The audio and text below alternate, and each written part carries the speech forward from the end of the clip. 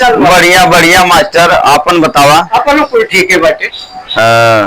और घर परिवार सब ठीक है ना? सभी अच्छा से बस, सभी अच्छा। चलता तहीं से बुराई से मिल लेवल जात हो। चला चला चला बुराई के तनी हाल चाल ले लेवल जा। घरा वही है अपने बैठल, नहीं तो मंदिरवा पे वही है। मंदिर में पता रहे ना। हाँ चल, लेकिन बड़ा सुनत ही चर्चा उनकर हो। अरे चला तो वही, अब हम बतावत ही ना। चला भैया, जय राम बुराई।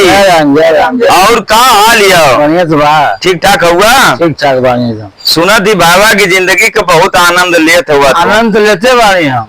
अच्छा, मंदिर बानी आनंद लेते हैं।